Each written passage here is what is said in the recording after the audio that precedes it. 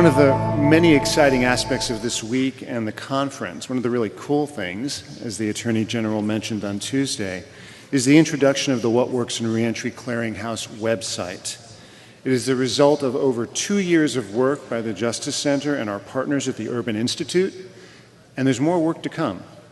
We are deeply excited today about the introduction of what is a user-friendly, one-stop site for practitioners who are seeking information on evidence-based reentry interventions.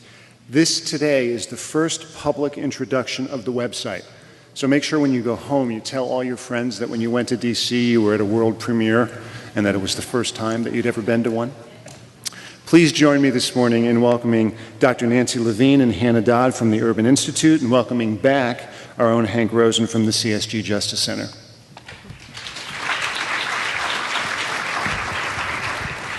Thank you, David. I don't think I've ever been a part of a world premiere before.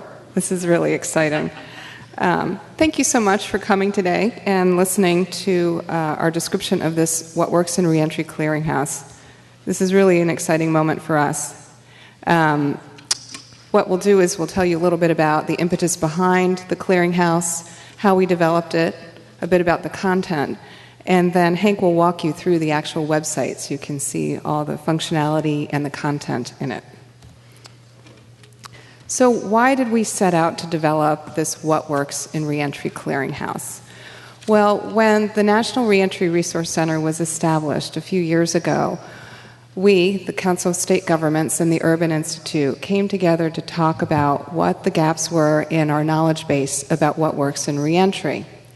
Now, some of us thought that we really didn't know what worked in reentry.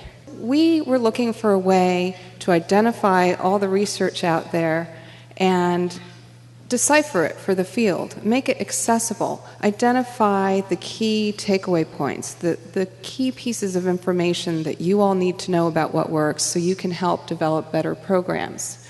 And importantly, to know that what we identify as good, solid evaluation research is actually reliable, that it's something that you can follow and learn from. Now, this graph, does anyone want to describe this for me? Do you know what this shows here? This is not an example of what you'll see on our clearinghouse. It's actually an example of why we needed to develop the clearinghouse. This is a very important graph. It really describes a lot of different things, but it's not designed for someone who, say, doesn't have at least a master's in statistics. And so our goal was to take this kind of information and make it really accessible. And so what we did was we first identified all the reentry evaluation studies that are out there. Now, you hold us to this. There may be studies that we missed, and we're actually hoping that when people start getting into the site and using it, and if they notice gaps or missing studies, they can let us know. But I can assure you, we did a really widespread search. We looked at, of course, the academic journals. We looked at government publications. We did the basic Google searches, but we looked at a lot of the academic search engines as well. We identified all the evaluations of reentry that we could find. And then we screened out studies that didn't meet certain standards of evidence. Because again, we wanted to make sure that we were representing knowledge that was very credible and reliable. I won't go into too much detail on that because Hannah will explain it later. But we screened out those that weren't relevant for a variety of reasons, and then we coded the remaining studies, both for the nature of the programs that were evaluated, for the type of evaluation that the researchers did, for the findings, the impacts on recidivism and other intermediate outcomes. And then we rated the studies for how rigorous they were. We rated the studies for the level of impact of their findings. We wrote summaries of all those studies, and then we synthesized across individual evaluative studies that were evaluating the same type of intervention. So you probably didn't really need to know all of that detail, but it's important for us for you to know that this is not just a website. It's a website with a ton of content behind it that took a lot of effort. And as a matter of fact, We had over 2,500 publications that were identified as reentry evaluation from our initial search. We had to go through each and every one of those. Many, almost 1,500 were screened out as irrelevant for a number of reasons, be it that they weren't really looking at reentry outcomes, they weren't really looking at a population of people exiting correctional confinement and reentering the community. They might have called it an evaluation, but when we looked at the actual study, we learned it wasn't true evaluation. Sometimes evaluations are case studies and interviews with people. We find those to be valid, but they had no empirical evidence behind them. They were largely qualitative, so we could not include those in our studies. And then you'll see that meta-analyses are up here as an example of something that wasn't included, but the individual studies that were in meta-analyses were. What we ended up with roughly 1,000 potentially relevant studies, but we still had to get deeper into those and learned that many of those didn't meet our minimum standards for quality research. Ultimately, 276 did, and they were coded, and some of those are represented here today, but not all of them because we're just rolling out the initial content.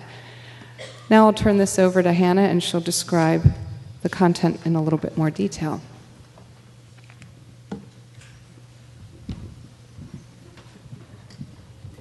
Thank you, Nancy. So as Nancy mentioned, we started with a whole lot of studies, over 2,500, and we've slowly narrowed those down to the studies that we feel are the best able to tell us about what works and what doesn't in the field of reentry.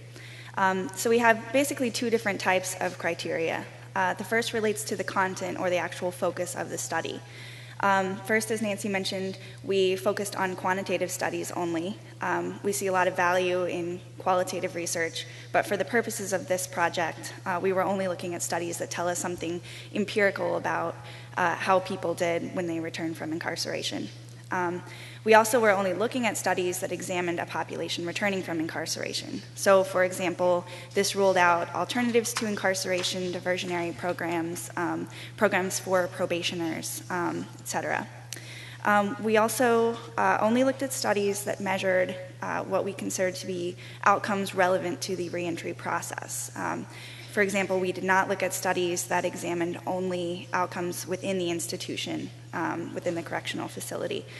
The outcomes that we looked at were recidivism, employment, substance use, housing, or mental health. And if a study did not examine one of those post-release outcomes, then it was not eligible for inclusion.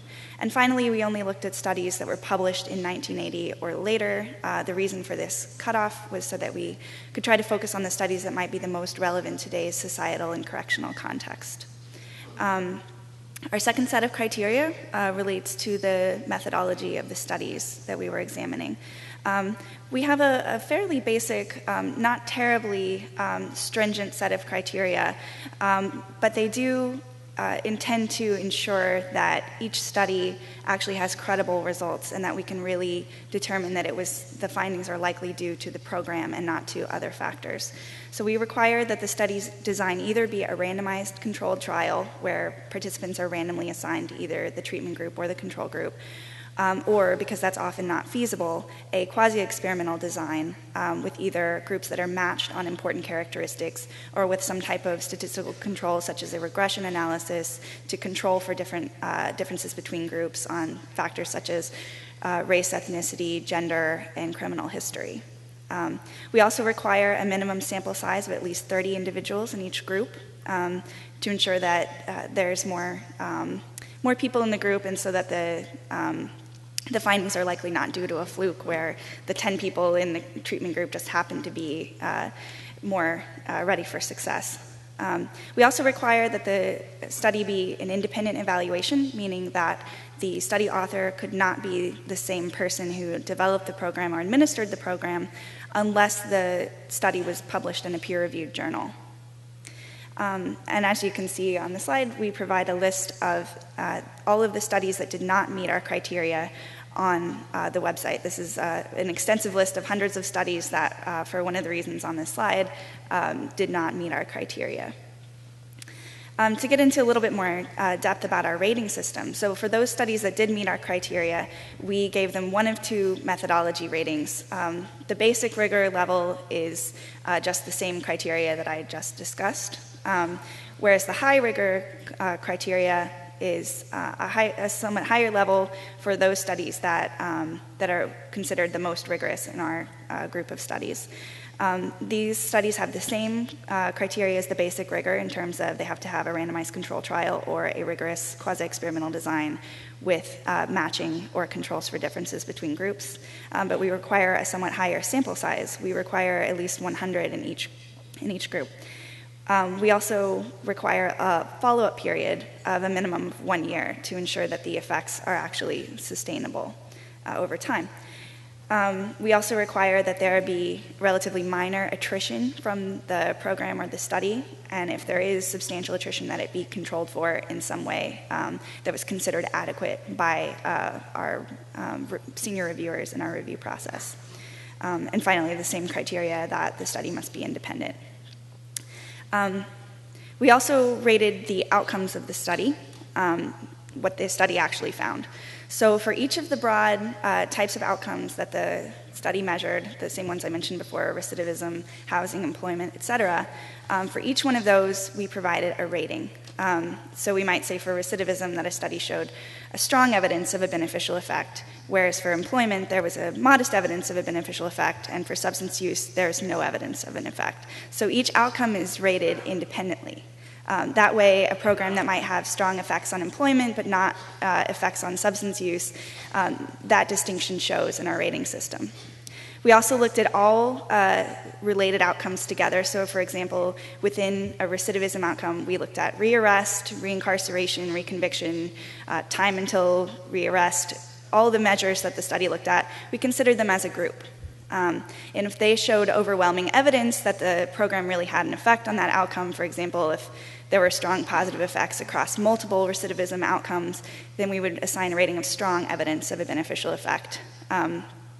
If there were some significant findings but other outcomes didn't show any effects, for example, if the study showed an effect on rearrest but not on reconviction or reincarceration, then we might assign a rating of modest evidence of a beneficial effect. So that's the distinction there. And the same process in reverse for harmful effects. So it's important to note that the outcome ratings and the rigor ratings are totally separate from each other. They don't influence each other at all. For example, you can have a study rated at the high level of rigor that shows no evidence of a program effect, or you can have a study rated at the basic level of rigor that shows strong evidence of an effect. The rigor rating determines how much confidence we place in the study's findings, although we do consider all the studies that meet our basic threshold to be relatively rigorous studies, so that we can place confidence in all of those studies. This chart also shows you the symbology that we developed for the website to show our both our rigor ratings and outcome ratings in the same symbol, and Hank will get into that a little bit more in a moment when he gives the website tour. So the website is basically organized in a hierarchical way. At the most broad level, we have the topic area summaries, and this includes things like, and this is just an example for employment, it also includes mental health and brand name programs, for example. So at this broad level, we provide a summary of all the studies that fell into that topic area. At the level below that, we have the intervention level. That includes things like, for employment, work release, prison industries, individual unique employment programs, for example. And these synthesize across all of the studies in that particular intervention. So, for example, for work release, the work release intervention page summarizes all of the work release studies that we found. And finally, at the lowest level, we provide summaries of individual studies. As you can see here, there might be multiple studies within a single intervention. In many cases, there's only one study of an intervention, so sometimes it's a one-to-one relationship. And now I'm going to pass it over to Hank to give you a tour of the actual website content.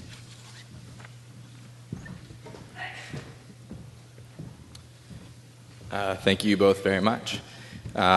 So clearly that's a ton of information that Urban has gone through and coded and synthesized.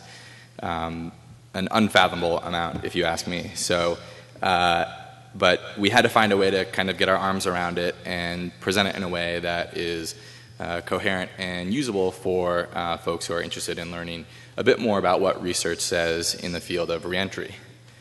So it was my job, along with some colleagues and, of course, with the input of Urban, to translate all of this into a website.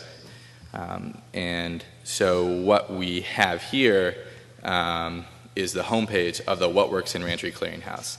It's been a long time coming, and I'm actually super excited to finally sort of put this out there and show folks. We've worked hard, but as you can see, if you've ever been to our website before, or if you are part of our mailing list and receive our announcements, it's pretty seamlessly integrated with the site. So hopefully that makes it a bit more accessible. It's not like we're asking you to learn sort of a new site or direct you off-site or anything like that. On the homepage, there are 3 sort of points of access to information. The first is a tips and help section. So a lot of the information that we're talking about today is online for you to go back and read. And so if you have questions about the methodology, questions about why a study may or may not have been included, you can go here. There's also a description of key terms and definitions. So if you're unclear about what it means to be statistically significant, or if you're unclear what the difference is between a control group or a treatment group, we have sort of short, pithy definitions to help through that. Aside from the tips and help section, this is where we sort of get into the actual content itself. As Hannah showed earlier, there's sort of a hierarchy of information that goes from the broadest to the more specific, and you access that information by going through the browse focus areas. So as you can see, we've got brand name programs, employment, housing, and mental health reentry interventions currently up on the site, and then additional focus areas are rolling out soon. Aside from the browsing the site method, you can also conduct an advanced search. So you can do a keyword search, or you can click on the advanced search link, and that takes you to our searching homepage, which I'll talk about a bit later. Also, on every page we have a ratings key, so that way if you're ever confused about what you're seeing in front of you, or why something was given a particular sort of rating, you have that as a point of reference. So one thing that I was hoping to do is give folks a tour of the website in a way that hopefully reflects how you can use it to better inform sort of your practices and services and programs. And for those of you who are in research, hopefully identify some research gaps, and for those of you who are funders and policymakers, sort of help you think about what might be most effective for your jurisdiction. So as we've all heard, jobs play an important role in reentry and recidivism reduction, although it can be unclear at times exactly what that relationship is. As you heard from Cindy Red Cross yesterday, sometimes particular programs tend to be more successful, others don't. It's sort of unclear if the job itself is what's having an impact, or if it's a general program participation. And so if you were interested in sort of understanding the relationship between employment and reentry, you could come to our site and hopefully get a better feel for the kinds of programs and interventions that might impact recidivism or promote employment outcomes. So if I were to click on that employment link, it would take me to the focus area homepage. It's on this page that you get sort of the quick rundown on the interaction between reentry and employment, and why this is sort of an important facet to reentry that folks are interested in. If I could direct your attention to the right-hand side, we have the About the What Works link. So it's the same link as you saw on the homepage that took you to the tips and help. And then we have a link to other employment resources. So if you decide you're not actually interested in reading about research, but you're simply looking for a policy guide or information on how to effectively sort of implement a program and more qualitative information, you would click that, and it would take you to our topics area page, and you can view webinars or other sort of helpful tools. We also have the advanced search box and, of course, a ratings key. In addition to that, like I said before, this is where you sort of get that crash course of information. So we provide an overview of the focus area, and then we also have a general summary of findings. So if you're interested in learning just sort of broadly what's happening, you click more, and it expands to show additional information. and we also have the list of interventions. So we call these the intervention note cards simply because it's meant to provide a brief snapshot of the different interventions within a focus area and give you an idea as to what kinds of services are out there, and also provide sort of a glimpse as to what the research says for that particular intervention area. So this, as you can see, is a screenshot of those intervention note cards. Within these note cards, we sort of give you a glimpse as to the number of evaluations that are within each intervention area, and we also give the ratings for each of those evaluations that were recorded for the recidivism outcome. If you hover your cursor over one of those outcomes, a little text box pops up to tell you what that rating actually means. So let's say if I was interested in sort of getting a better feel for what interventions are out there, and I sort of saw, work release, it sounds like that's something, folks in my Department of Corrections have been interested in, but we've really never taken the time to explore what research says, and we'd like to kind of get a feel for what's happening in that field. You might be inclined to click there, especially given that there seems to be a robust amount of information for this particular intervention area. If I click on that, it takes me down a level into the intervention area. So when Hannah showed that hierarchy of information, this is where we're moving down one more level into the intervention area. And this is where we sort of synthesize findings from those evaluations to give a brief description of that actual intervention, and we provide a summary of findings so you know sort of what the evaluations tend to be saying in this particular domain. And one thing that I think is particularly cool is whenever they come across a recommendation for practice, if a author of a particular published study says, this program is effective, but you really need to keep these considerations, they pull those out for us and we can include that in the site. They do the same thing for suggestions on further research, and I think in the future we hope to really develop those two sections and hopefully develop some additional training webinars or publications that will be helpful for folks. One thing I shouldn't neglect to mention is at the top of the page we've also got a table of findings that sort of summarizes what each of those evaluations have shown. So in this particular intervention area we have 6 different evaluations that tend to be split between no significant findings and evidence of a beneficial effect. And then of those, only 2 of them attempted to or reported employment outcomes, one of which didn't have significant findings and one of which had a strong evidence of a beneficial effect. If I scroll down the page a bit, keeping in line with sort of the note card theme, we list all of the evaluations that sort of gives you a glimpse of the information at that bottom level that Hannah was talking about, where all the details are.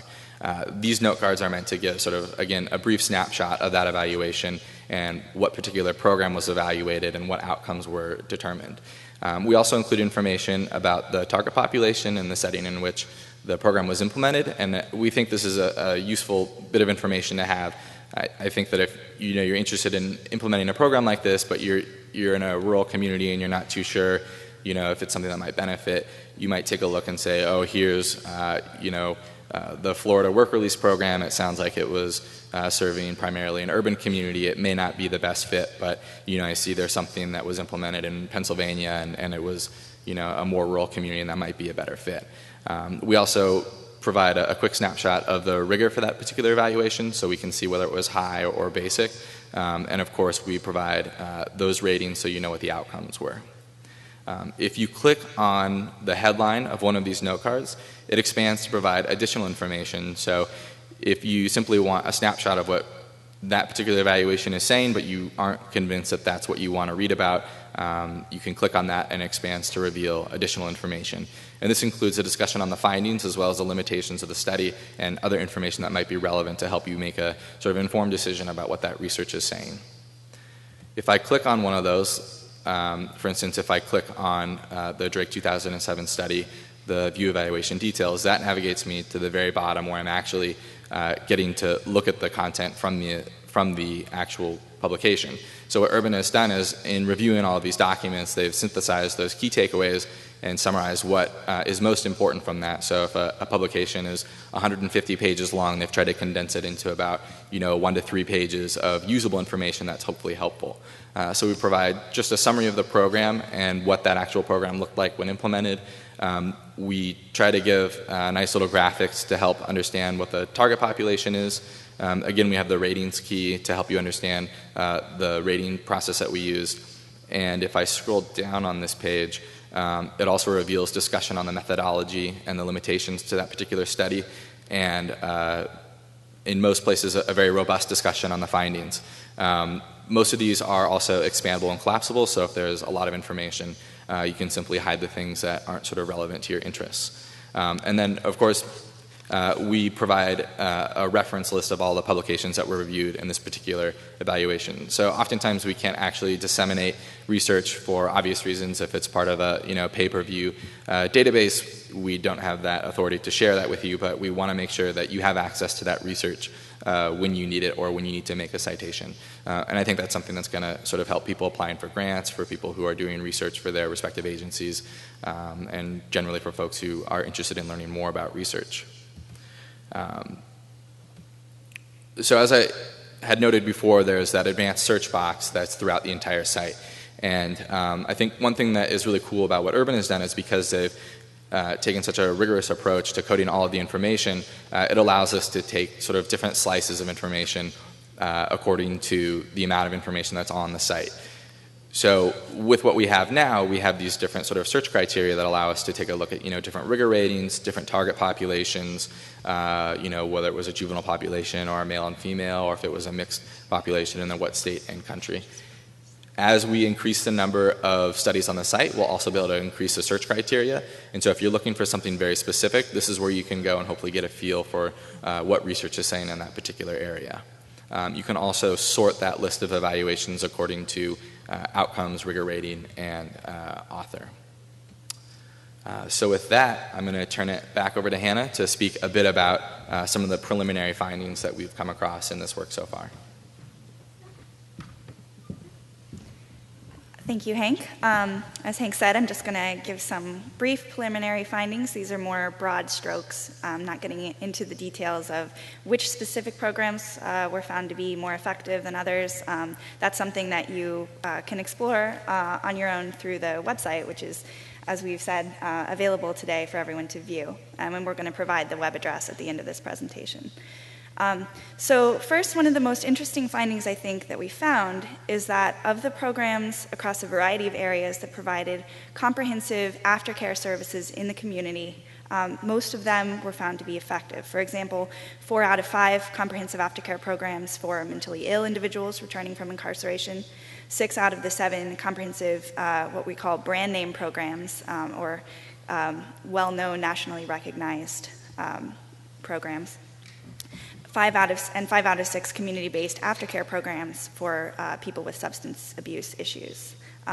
So these findings tend to suggest that no matter what issue somebody has in returning from incarceration, comprehensive aftercare services tend to be effective, which is probably something that we all know through our intuition, but it's helpful that research backs up this intuition. We also found mixed results with employment programs, unlike with the comprehensive aftercare programs. We found that some studies did show that work release and prison industries programs could be effective in reducing recidivism, but other studies did not show effects for these programs. So clearly there are some contextual factors that are important here. It could have to do with the population that's served, the type of program, the characteristics of the program. It could have to do with the setting. The time and place varied across all of these work release studies that we looked at, ranging from the early 1980s through just a few years ago. We also found mixed results with unique employment programs, a few of which were found to be effective.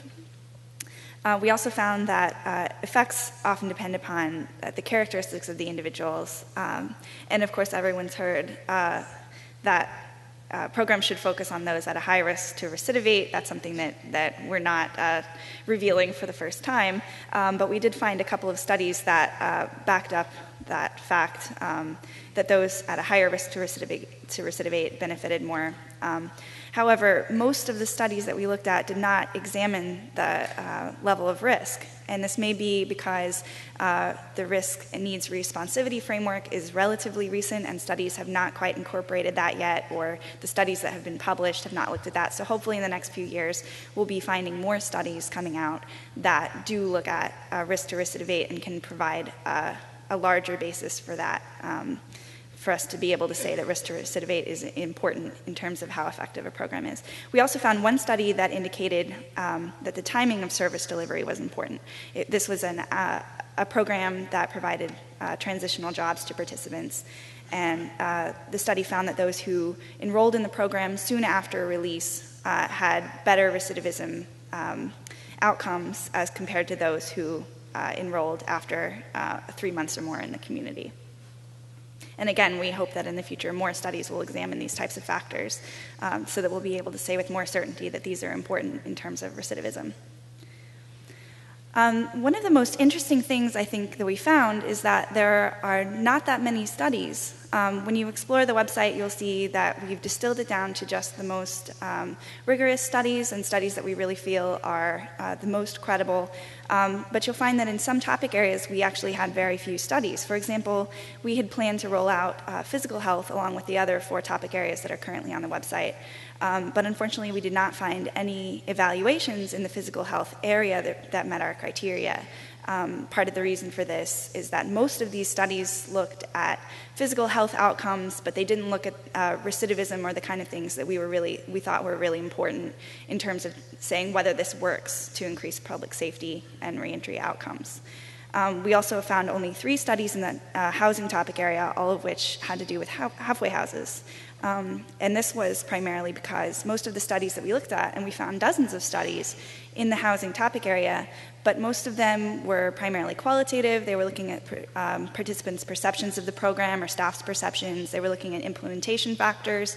They didn't really examine rigorously the post-release outcomes of participants.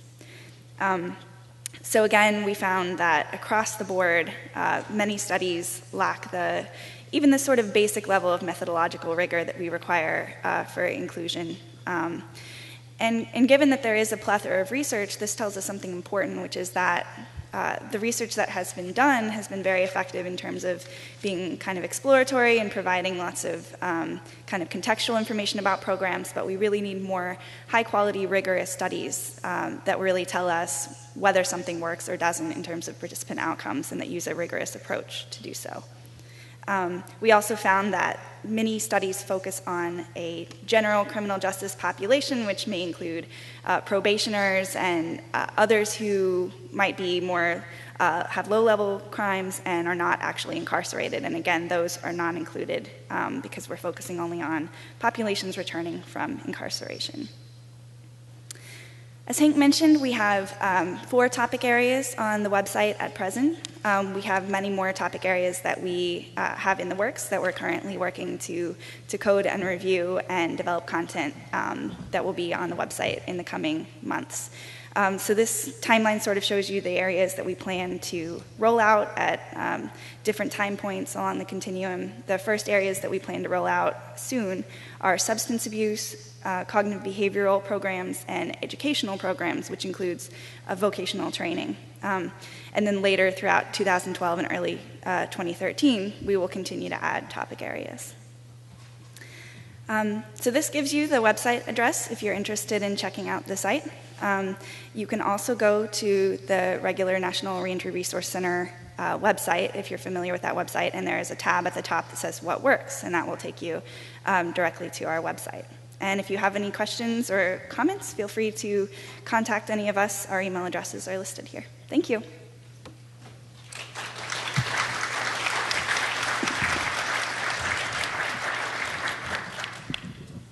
So I think if we have time, one thing that we had hoped to do was field any questions that folks might have. And also one quick note, we have set up 2 computers near the registration desk that are already logged onto the site. So if someone wants to go play around, they can do that today. It was actually made publicly viewable late last night by our web staff. So it's currently up and running. I have a minor question. The website address, is that What Works? Is there a space between that? Underscore? It's underscore, correct, yeah. I see you with your laptop. Are you trying to get on right now? Tell us if it works. We're looking at it here. We just had a question. Are all the studies that are up there now just for the adult population? Yes, that's correct. We have a separate group of juvenile-specific programs that will be rolling out later. So all of the content right now relates to adults.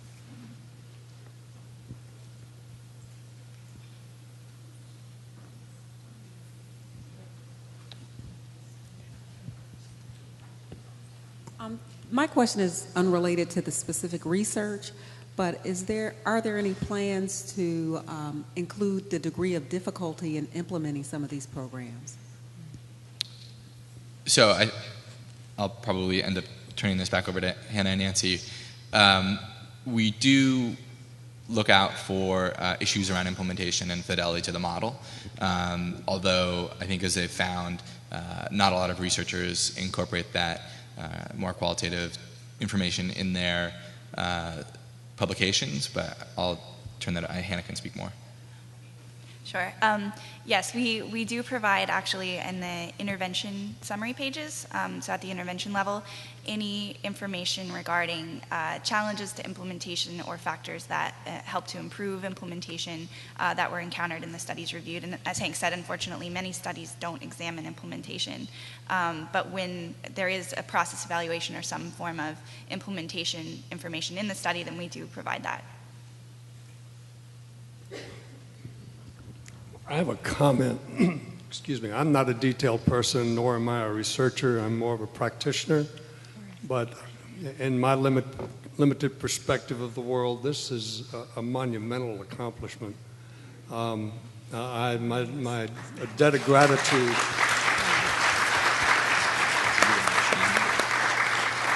I don't know how many people were involved in this, but God bless them. They would have killed me.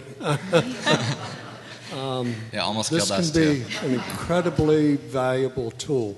I've been in business 40 years, and I've been study after study after study, and I can't say that I really benefited from very many of them. What you've done here has done the work for us. It's just incredible. Right. Thank you. We really appreciate that. We did have a team of about 7 or 8 really dedicated people that have done the coding and sort of the tedious work of collecting all the information on each study. They're actually not here today, but I'm sure that they very much appreciate your sentiments, and we'll pass them along.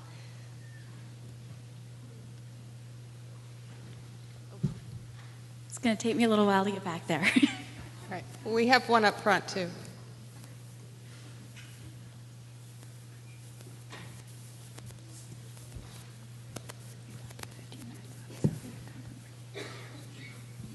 I just want to second that. Thank you very, very much. This is very helpful. My question for you is, based on your rigor requirements, you stated that you could only find 3 studies about housing. Many of us in this room know that housing and reentry are very, very important. Housing is an important tool. Is there any thought about in the future providing funds to do an extensive research project specifically on housing so it does meet your rigor, so we do get some of that information? Well, that would be a question for our federal funding partners. Okay.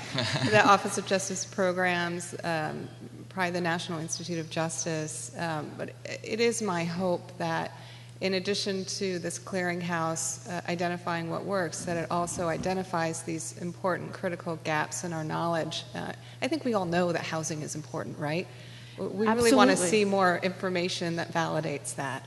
And so would you advise us to ask us our funding partners if that's something that they would like to take a closer look at, or how we can help them do that? Yep. Thanks. Thank you. And again, the research in the clearinghouse doesn't focus on the relationship between things like housing and employment, but actual individual program evaluations, whereas the larger National Reentry Resource Center does have information about the correlation between housing and recidivism, for example.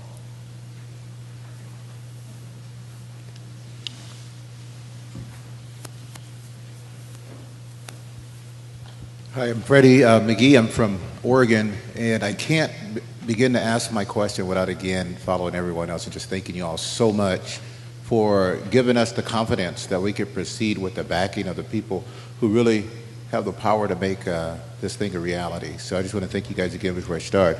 My question, I noticed you had some cognitive behavior that'll be rolling out, and it's later in the year, maybe early 13. The question is, how do you arrive at who to research or who to study? Because I know that there are some really great works out there. Some by that I've been familiar with is a ex-military general who had a program for the Combined Armed Forces that he actually put into the organ correction system over 30 years and has very empirical data. But how do you, he's not here today, but how do you arrive at whether or not you include, who you include in those studies? Our goal is to be comprehensive, provided that the evaluation meets our standards of rigor.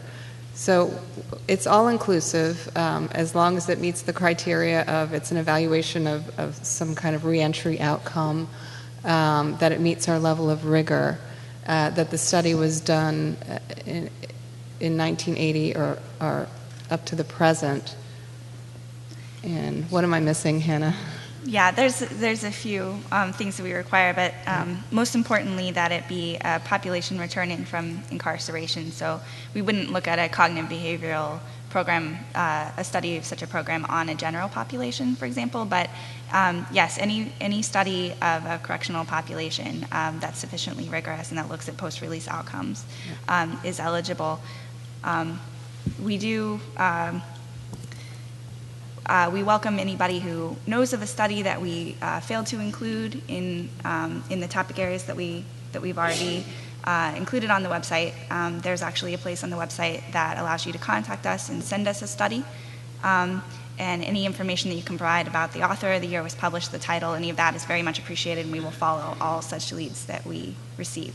Yeah, so there's a send feedback link, I think, on every single page, and so I'm probably going to be kicking myself for saying that, but it goes into my inbox, so I welcome your suggestions. Additionally, there is a list of studies that were not included on the site that's currently in the About Us section.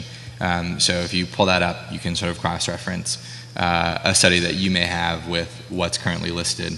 I'd say that's a good first step. It probably saves some time for everybody. But take a look, and then if it's in an area that isn't completely rolled out yet, feel free to send it our way, and I can pass it on to Hannah and Nancy. Yeah, and that said, we do also welcome any questions that you might have about studies that were not included. If you're wondering why a particular study wasn't included, we're happy to provide the reasons for that.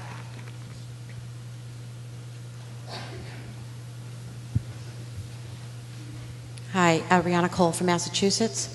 And I actually had 3 questions.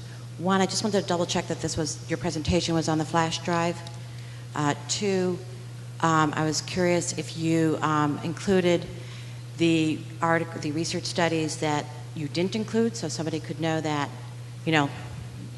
one was chosen not to be scored as rigorous. And lastly, and I'm not sure you can answer this, but for those states, which we're one of, who are trying to use that Pew cost-benefit analysis model, I was curious if there was any information that was summarized in here that could then, about a program that could then be inserted into that model to do that analysis.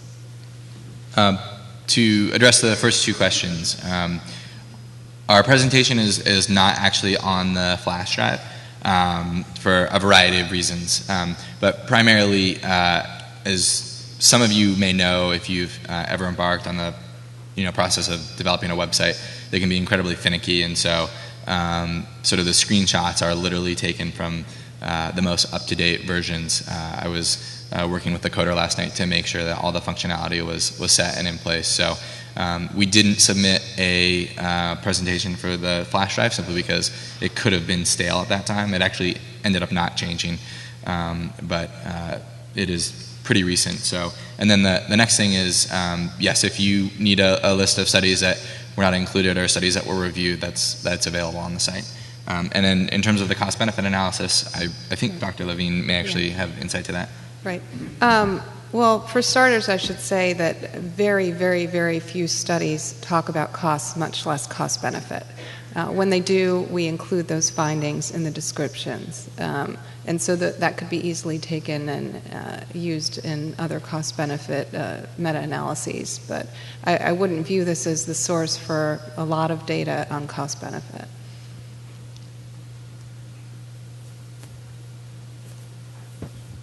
Hi, Risco Lewis, Nassau DA.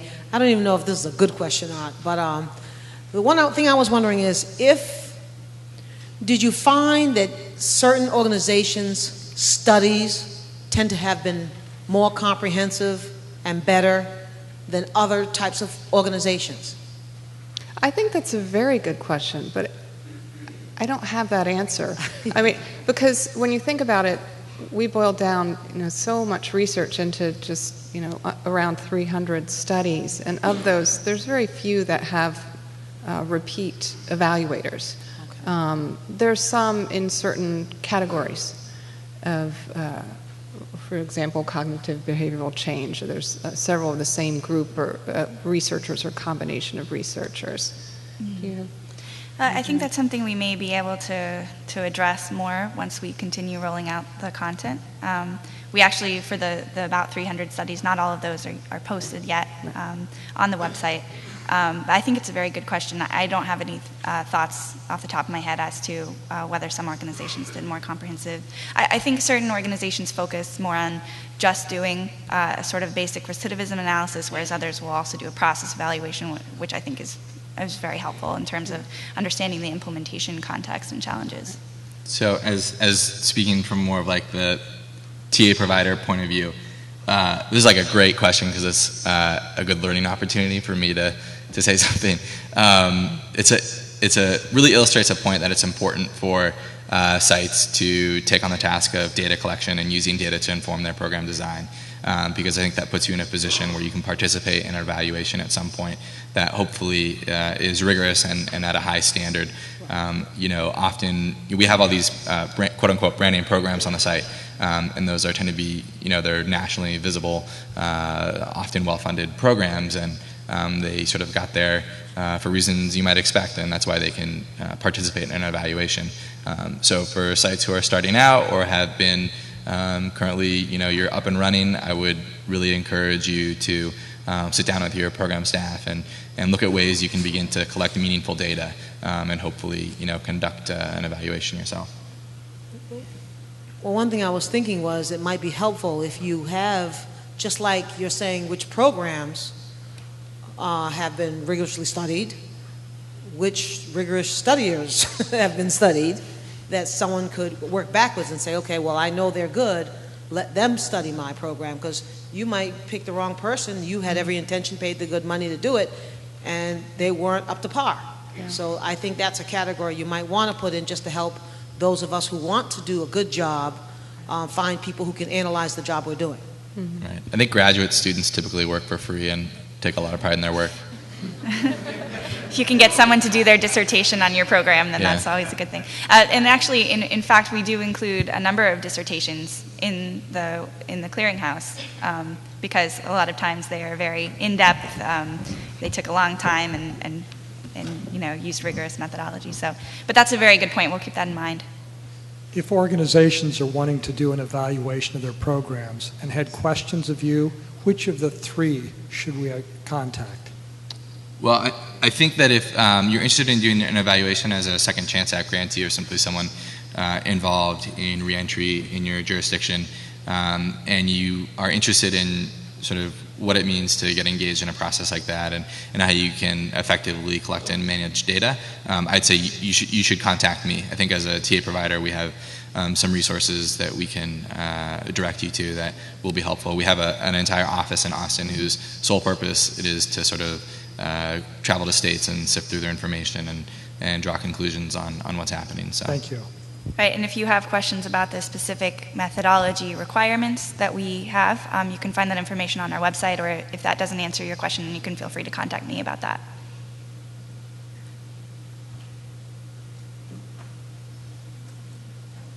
I think that's it. Okay. Well, thank you very much. Thank you.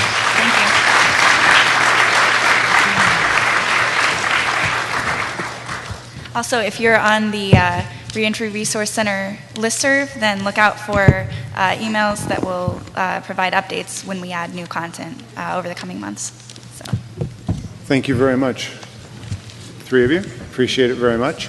Folks, two things. There are 2 computers set up at the registration desk, again, where you can get in, as Hank mentioned, to take a look at the site. Also, to restate, in case everybody didn't hear it, between what and works, there's an underscore. There's a line at the bottom that is obscured because of the way that it's underlined across. And enjoy lunch. We'll see you after lunch.